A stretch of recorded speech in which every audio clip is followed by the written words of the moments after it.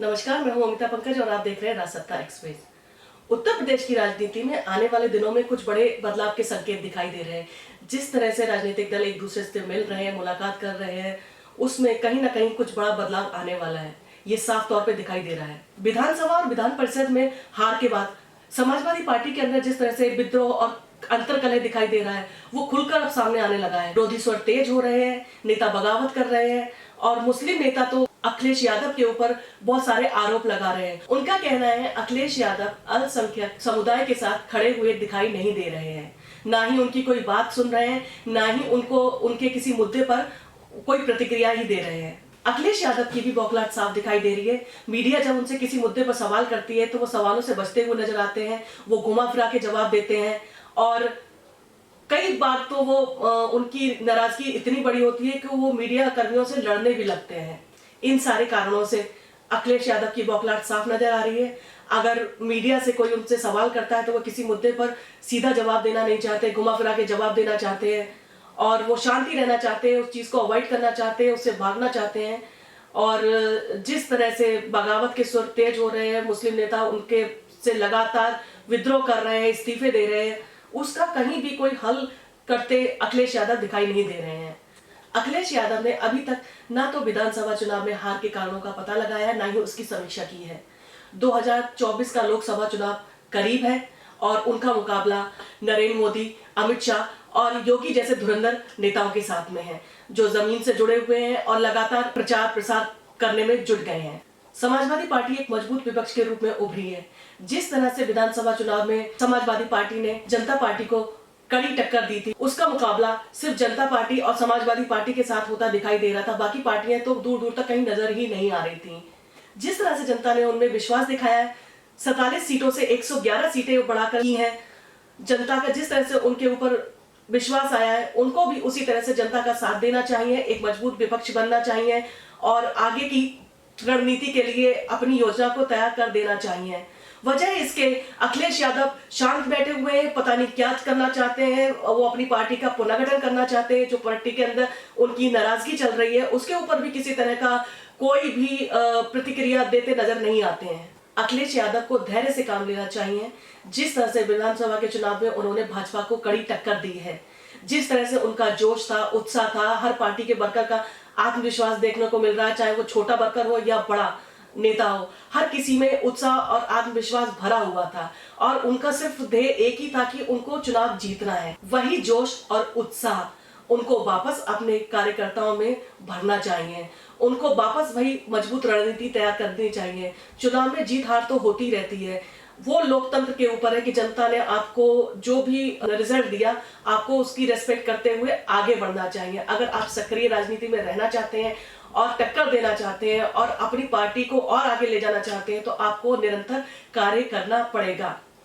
सिर्फ road show से जनता को इकट्ठा करना, उनको इम्प्रेस करना, उससे काम नहीं चलता है। आपको जमीनी लड़ाई लड़नी है और आपका मुकाबला एक ऐसी पार्टी के साथ में है जिसका हर नेता हर नई रणनीति तैयार करता है, जनता के बीच में रहता है, उनके एक्टिविटीज इतनी दिखाई देती हैं हर जगह पे। आप देखिए, चाहे तो उनका डिजिटल प्लेटफॉर्म हो, चाहे उनका कार्यकर्ताओं के संवाद हो जनता के साथ में, चाहे वो फेसबुक अपना यूज कर रहे हैं, चाहे वो अपना प्लेटफॉर्म यूज कर रहे हैं, लेकिन वो हर जगह सक्रिय दिखाई दे रहे हैं। आप अपना मुकाबला बीजेपी के साथ में मानते हैं। बीजेपी तो काफी बड़ी पार्टी है। अगर आप छोटी पार्टियों को देखें, आम आदमी पार्टी को आप देखिए, पंजाब में चुनाव के बाद में वो लगातार भागदौड़ करने में लगे हुए, लगातार अपनी मुलाकात कर रहे हैं, लोगों से मिल रहे हैं, अपने प्रोग्राम्स कर रहे हैं। कभी वो हिमाचल में पहुंच जाते हैं, कभी वो कहते गुजरात में जा रहे हैं। वो निरंतर काम करते हुए दिखाई दे रहे हैं। वो अपनी पार्टी के लिए और अपने लिए लड़ते हुए दिखाई दे रहे हैं। पर समाजवादी पार्टी कहीं ना कहीं आके रुक गई है। उसका कारण आंतरिक कलह है, वो तो साफ दिखाई दे रहा है और इतना दिखाई दे रहा है कि वो चीजें खुलकर मीडिया के सामने आनी शुरू हो गई हैं। आपको कहीं ना कहीं बैठकर उन सारी चीजों के ऊपर ध्यान देना चाहिए। आपको रणनीति तैयार करनी चाहिए और आपकी पार्टी के अंदर जिस तरह से विरोधी स्वर उभर के आ रहे हैं, आपको उनके साथ मीटिंग करके उनकी समस्याओं को सुनकर उनके हिसाब से चलने की कोशिश तो करनी चाहिए। मुस्लिम समुदाय ने आंख बंद करके 97% वोट आपको दिया। एक तरफा वोट देखा जाए तो मुस्लिम वोट आपको मिला है, और आप आज उनके साथ खड़े नहीं दिखाई दे रहे हैं। उनके सबसे बड़ी उनकी तकलीफ का कारण यह है कि उन्होंने आपको चुना। ओवैसी जैसी पार्टी थी, पर मुसलमान ने समझदारी के साथ काम किया, उसने सांप्रदायिक राजनीति को महत्व नहीं दिया। योगी सरकार बनने के बाद आक्रोश में, सत्ता में आने की खुशी में कई घटनाएं हो गईं जिसने मुस्लिम समुदाय को चोट पहुंचाई। सीतापुर का भड़काऊ भाषण जिसमें तथाकथित धर्मगुरु बजरंग मुनि ने मुस्लिम महिलाओं और युवतियों के लिए बड़ी अभद्र भाषा का प्रयोग किया, उसका वीडियो इतना वायरल हुआ कि महिला आयोग ने भी उनके खिलाफ एफआईआर करने की मांग की। पर अखिलेश यादव आप बिल्कुल शांत बैठे हैं। आपने ना तो आवाज उठाई, ना ही आपने इस तरह की चीजों का विरोध किया। आप हमेशा कहते हैं आप महिलाओं की रक्षा के लिए, महिलाओं के लिए अच्छी व्यवस्था देंगे, पर इस तरह की घटनाएं कहीं ना कहीं आपकी कथनी और करनी में प्रश्न चिन्ह लगाती हैं। आपका अल्पसंख्यक समुदाय के साथ खड़ा ना होना, उनकी महिलाओं और युवतियों को ये ना विश्वास देना कि वो आप उनको संरक्षण दे सकते हैं, आप उनके खिलाफ हो रहे अपराध के विरुद्ध आवाज उठा सकते हैं। आपका इस तरह का व्यवहार कहीं ना कहीं उनको हताहत करता है। इसी तरह से बरेली के समाजवादी पार्टी के नेता शाहजिल इस्लाम के पेट्रोल पंप पर बुलडोजर की कार्रवाई, ये कहकर कि अवैध निर्माण है, उनका पेट्रोल पंप ढा दिया गया। परंतु इन सारी चीजों के ऊपर अखिलेश यादव शांत बैठे हैं, किसी तरह की प्रक्रिया नहीं उतरना, उनके साथ खड़ा ना होना मुस्लिम नेताओं के लिए बगावत तेज कर रहा है। उन्हें समाजवादी पार्टी में कहीं भी मुस्लिम समुदाय के लिए ना तो सम्मान दिखाई दे रहा है, और ना ही अखिलेश यादव उनके साथ उनकी आवाज बनकर किसी भी मुद्दे पर खड़े दिखाई दे रहे हैं। इन सारी चीजों ने मुस्लिम नेताओं का भरोसा अखिलेश यादव के ऊपर से हटाना शुरू कर दिया है। सहारनपुर के सिकंदर अली ने तो यहाँ तक बोल दिया कि उनको समाजवादी पार्टी में अब घुटन होने लगी है, और उन्होंने अपना इस्तीफा दे दिया। इसी के साथ इरशाद ने अखिलेश यादव की तस्वीर उठाकर जमीन पर रख दी। उन्होंने कहा कि समाजवादी पार्टी में जो मुखिया है हमारे, वो मुलायम सिंह यादव और आजम खान है, उसके अलावा समाजवादी पार्टी किसी की बपौती नहीं है। समाजवादी पार्टी में जिन नेताओं ने उसको आगे बनाया, जो संगठन को मजबूत किया है, वो नेता हमारे लिए सम्मानीय है और हम उन्हीं के साथ में हैं। मुस्लिम विरोधी सुर का मेन कारण आजम खान है। आजम खान अल्पसंख्यक समुदाय के मुखिया रहे हैं। मुस्लिम वोट हमेशा से उनके कहने से समाजवादी पार्टी को मिला है, और आजम खान समाजवादी पार्टी के फाउंडर मेंबर हैं। मुलायम सिंह यादव के साथ उन्होंने संगठन को बनाने में, उसको आगे बढ़ाने में कंधे से कंधा मिलाकर काम किया है, उनके साथ रहे हैं हमेशा। चाहे कोई भी मुद्दा हो, उन्होंने हमेशा मुलायम सिंह यादव का साथ दिया है। और आज जब उन्हें जरूरत है तो उस समय अखिलेश यादव उनके परिवार के पास दिखाई नहीं दे रहे, जिसके कारण उनका परिवार भी उनसे मनमुटाव मानने लगा है। उनको लगता है कि आजम खान को जेल से निकलवाने के लिए समाजवादी पार्टी का कोई भी एक्शन दिखाई नहीं दे रहा। अगर देखा जाए तो आजम खान ने मुलायम सिंह यादव का हमेशा साथ दिया है, और 3 बार जो मुलायम सिंह यादव मुख्यमंत्री बने, उसमें आजम खान के योगदान को दरकिनार नहीं किया जा सकता। बल्कि यहाँ तक भी कहा जाता था कि टीपू को सुल्तान बनाने वाले भी आजम खान हैं। आजम खान के कारण समाजवादी पार्टी के साथ में मुस्लिम समुदाय जुड़ा हुआ है, और वो कहीं इधर उधर जाना भी नहीं चाहता। अगर आजम खान के साथ में अखिलेश यादव बात करें और उनके मनमुटाव और उनके जो भी गलत फहमियां हैं उसको दूर करने का प्रयास करें, क्योंकि आजम खान का परिवार और मुलायम सिंह का परिवार काफी करीबी परिवार है, और आपस में उनके आना जाना और इस तरह की चीजें रही हैं। तो जब आपके परिवार इतने आपस में है, और अगर आजम खान की नाराजगी है, और वो नाराजगी की वजह भी कहते वाजिब वजह भी है उनके पास में, आपको उनके साथ उनका चीजों में खड़ा तो होना चाहिए था। अब जिस तरह से आजम खान को कुछ ना कुछ टाइम में जमानत मिल ही जाएगी, और जमानत मिलने के बाद में ये भी देखना होगा कि वो बाहर निकलने के बाद में किस तरह का रुख करते हैं। आजम खान और उनके परिवार की समाजवादी पार्टी से नाराजगी का फायदा उठाने के लिए बाकी दल लगातार प्रयास कर रहे हैं। वो आजम खान और उनके परिवार से मिलना भी शुरू कर चुके हैं, जिसमें भीम आर्मी के चंद्रशेखर हो, चाहे कांग्रेस के नेता हो। वो कांग्रेस ने तो उनको अपनी पार्टी में शामिल होने का आमंत्रण। ओवैसी हैं, ओवैसी भी हमेशा से कहते आए हैं कि हम मुस्लिम हक की बात करते हैं और अगर आजम खान चाहें तो आजम खान हमारे साथ में आ सकते हैं। और इसके साथ ही जयंत चौधरी जिस तरह की राजनीति करते आए हैं और जिस तरह से उनके पिताजी के का राजनीतिक करियर रहा है, उसको देखते हुए लगता है कि जयंत चौधरी आजम खान और चंद्रशेखर के साथ मिलकर कहीं जाट, मुस्लिम और दलित वर्ग को एक साथ मिलाना तो नहीं चाह रहे हैं। और अगर ये हो गया, अगर ये तीनों समीकरण सही बैठते हैं और अगर इस तरह की चीजें हुई तो ये समाजवादी पार्टी के लिए एक बड़ा नुकसान हो सकता है। इसके साथ ही अखिलेश यादव के साथ में भी इसके साथ ये भी कहा जाता है कि वो जिसके साथ भी गठबंधन बनाते हैं उसके साथ उनका तालमेल सही नहीं बैठता।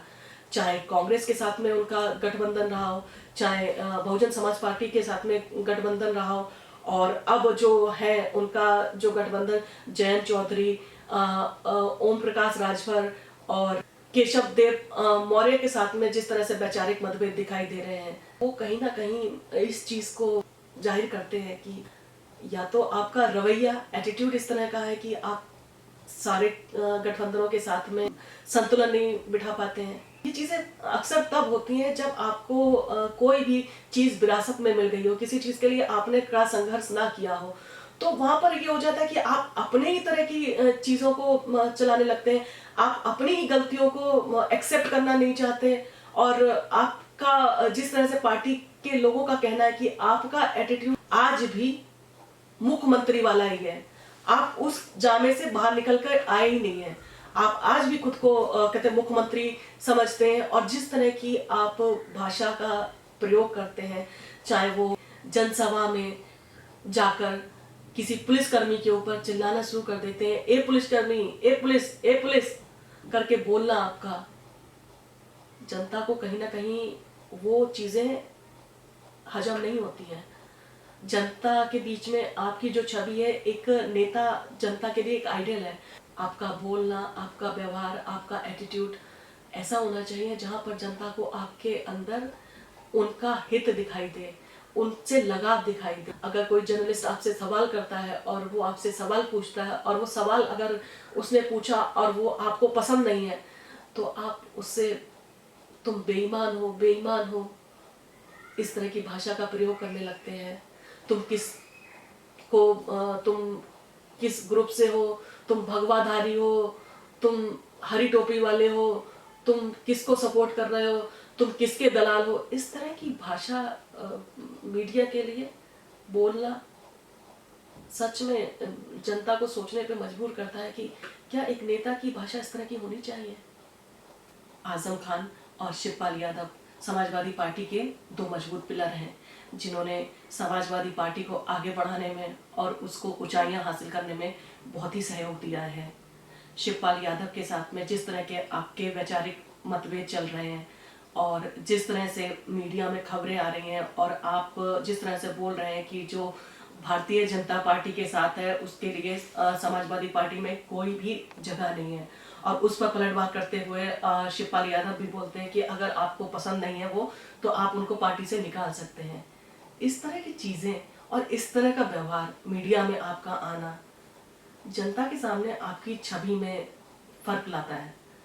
जनता को आपके साथ में बहुत अपेक्षाएं हैं और आप एक राष्ट्रीय नेतृत्व की भावना से काम कर रहे हैं।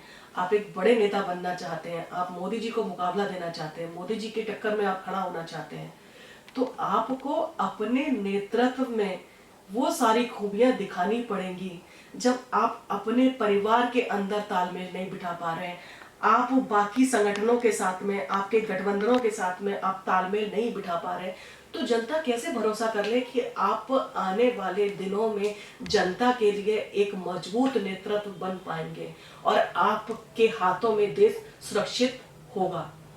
इन सारी चीजों के लिए आपको काम करना पड़ेगा, आपको जमीन से जुड़ना पड़ेगा, आपको आपसी रिश्ते और तालमेल देखने पड़ेंगे, अपना अहम दूर रख के आपको काम करना पड़ेगा। शिवपाल यादव हमेशा से पार्टी के लिए एक मजबूत पिलर रहे हैं और यादव वोट बैंक में उनका एक खासा योगदान है।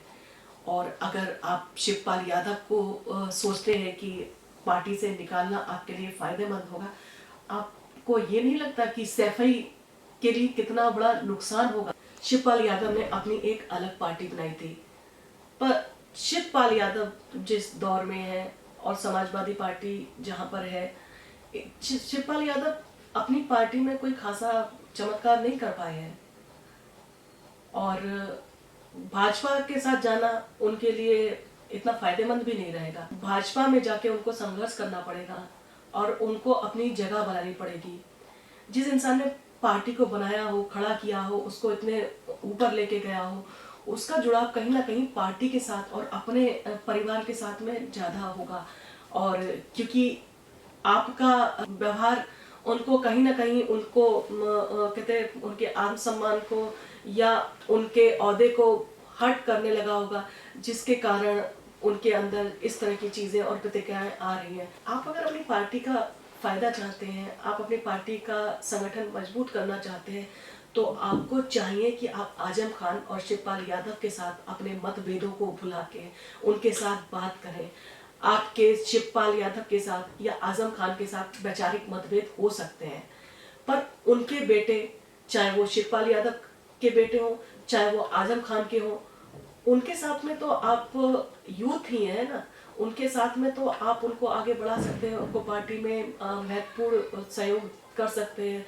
उनका राजनीतिक भविष्य अगर आजम खान को और शिवपाल यादव को ब्राइट दिखाई देगा, उनको लगेगा कि समाजवादी पार्टी के साथ वो सुरक्षित है और उनका भविष्य आगे अच्छा रहेगा, तो वो शायद अपने बगावत के सुर बदल दें और आपके लिए ये फायदे का सौदा हो सकता है। आपको इस तरह की कोशिश करनी चाहिए।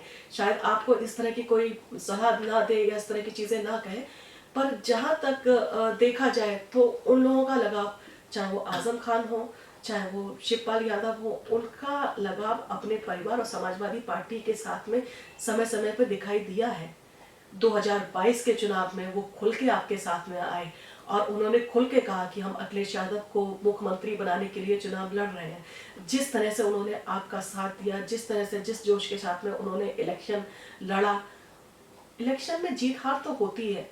हार के बाद अगर कुछ लोग आपसे रुष्ट हो गए हैं या कहीं ना कहीं हो सकता है कि उनकी अपनी महत्वाकांक्षाएं थी, वो कहते नेता विपक्ष बनना चाहते थे और आपके लोकसभा में इस्तीफा देने के कारण उनको लगा कि अब विपक्ष नेता तो आप ही बन जाएंगे, तो कहीं ना कहीं जिसको एक्सपेक्टेशन ज्यादा होती है उसको इन सारी चीजों को एक्सेप्ट करने में टाइम लगता है। और आज जरूरत एक मजबूत विपक्ष की है ताकि आप सरकार के लिए एक बड़ी चुनौती बने, उनको एक कड़ा मुकाबला दें और उनके कार्यों की आप समीक्षा कर पाएं और कुछ कार्यों में जिसमें आपको लगता है खामियां लगती हैं तो उसको उसके लिए आप जनता की आवाज बने, आप अल्पसंख्यकों की आवाज बने, आप जनता के बीच में रहकर अपने सक्रियता को दिखाएं, आप जनता के बीच में रहें, जनता के साथ में रहें, जनता की आवाज बने, जनता के सुख दुख में खड़े रहें ताकि जनता को भरोसा हो कि आप उनके साथ हैं। इलेक्शन से 6 महीने बाहर निकलकर और आप चुनाव प्रचार किया और आपने इतनी अच्छी जीत हासिल की, तो अगर आप 5 साल लगातार काम करेंगे तो इसमें कोई शक नहीं है कि आप भाजपा के लिए एक मजबूत चुनौती बन सकते हैं। और आपको लोगों ने पसंद किया है और जिस तरह से आपके ऊपर निष्ठा और जिस तरह से अल्पसंख्यकों का विश्वास आया है, वो समाजवादी पार्टी को छोड़कर कहीं जाना नहीं चाहते। ओवैसी ने कितना प्रयास किया, पर मुसलमान कहीं ना कहीं समझदार है, वो सांप्रदायिक राजनीति का हिस्सा बनना नहीं चाहता है, वो आज भी समाजवादी पार्टी के साथ में खड़ा होना चाहता है, पर जरूरत है कि आपको भी उनके हक के लिए उनके साथ जमीनी तौर पर उतरकर लड़ाई लड़नी होगी, आवाज उठानी होगी। आपने देखा कि आपने चुनाव प्रचार के दौरान या चुनाव के दौरान बहुत सारे ऐसे मुद्दे थे जिन पे आप आवाज उठा सकते थे। योगी सरकार ने महिला सुरक्षा और सुशासन को लेकर पूरा चुनाव जीता और हर जगह उनका यही कहना था कि उन्होंने लॉ एंड ऑर्डर को बहुत अच्छा मेंटेन किया है, उन्होंने महिलाओं को सुरक्षा दी है, उन्होंने हर किसी के हक की बात की है। पर कहीं ना कहीं जो कुछ मुद्दे उठे थे, चाहे वो हाथरस का रेप कांड हो, चाहे उन्नाव का मुद्दा हो, चाहे खीरी का कांड हो, उन सारी चीजों में आप कहीं भी दिखाई नहीं दिए। आपने मुद्दे उठाए पर आप उन मुद्दों को लंबा खींचने में कामयाब नहीं हुए। आप एक मुद्दा उठाते थे, दूसरे दिन दूसरा मुद्दा उठाते थे, पर आपने उन मुद्दों के साथ में उस तरह का काम नहीं किया जिस तरह से इंदिरा गांधी अपने मुद्दों को उठाती थी और इस तरह से उठाती थी कि तूल बना देती थी और वो उनकी जीत का कारण बन जाता था। उन्हें जेल भेजा गया पर उन्होंने उसको इतना बड़ा आंदोलन बना दिया कि उनको जो दोबारा वो इलेक्शन में खड़ी होती है और उनको इतना बड़ा जनमत मिलता है। कहीं ना कहीं आपको उस तरह की राजनीति का अपना कहते किरदार बनाना पड़ेगा। आप मजबूत विपक्ष बन के खड़े रहिए, आप जनता के साथ खड़े रहिए, अल्पसंख्यकों के साथ में खड़े होइए और कुछ चीजों को अवॉइड करना छोड़ दीजिए। समाजवादी पार्टी का जो एमवाई फैक्टर था उससे भी आप दरकिनार करते नजर आते हैं। आप को ये समझना पड़ेगा कि कहते हैं यादव और मुस्लिम वोट आपके लिए बहुत महत्वपूर्ण है और आपका इस तरह से उन्हें इग्नोर करना कि एमवाई फैक्टर समाजवादी पार्टी का महिला और यूथ के कल्याण के लिए है या उनके हितों के लिए या हम उनको आगे बढ़ाना चाहते हैं इसलिए हम एमवाई फैक्टर यूज करते हैं, ये कहीं ना कहीं आपके अगेंस्ट जा सकता है। आपका ये बहुत बड़ा वोट बैंक है जिसको आपको संभाल के रखना चाहिए, अदरवाइज आपकी पार्टी बहुजन समाज पार्टी से भी नीचे आ जाएगी। बहुजन समाज पार्टी के पास अपना 13% वोट जो है दलित वर्ग का है जो उनके साथ हमेशा जुड़ा हुआ है। आपको इन सारी चीज़ों के ऊपर गहन समीक्षा करनी चाहिए, आपको चीज़ों के ऊपर रिकंसीडर करना चाहिए और आपको सोचना चाहिए कि लोकसभा का 2024 का चुनाव आप किस तरह से कहते हैं सफलता के साथ में लड़ें। आपने कार्यकर्ताओं को इकट्ठा करना, जितने भी विरोध हैं, जितने भी उनके कहते हैं गलत फहमियाँ, उन सारी चीज़ों को दूर करके अपने संगठन को मजबूत करना, उनको अपने साथ मिलाना और कहते हैं समाजवादी पार्टी को एक बड़ी चुनौती के रूप में भाजपा के सामने खड़ा करना आपके लिए सबसे ज़्यादा ज़रूरी है और आपको इस तरह की चीज़ों पे ध्यान देना पड़ेगा अगर आप समाजवादी पार्टी को अच्छा और मजबूत देखना चाहते हैं। नहीं तो इस तरह के विद्रोह, इस तरह की चीज़ें समाजवादी पार्टी को तोड़ के रख देंगे और कहते हैं मुस्लिम का और यादव का आपसे दूर जाना आपके लिए बहुत भारी पड़ेगा और वो आप शायद उस चीज़ की भरपाई कभी कर नहीं पाएंगे।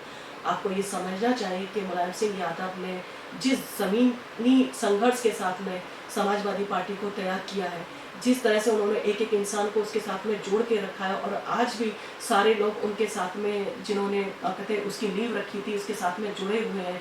कहीं ना कहीं आपको मुलायम सिंह यादव से वो सारी चीज़ें, नेतृत्व की बारीकियां सीखनी पड़ेंगी ताकि आप अपनी पार्टी को अच्छी तरह से संरक्षित रख पाए, उसकी अखंडता को कायम करें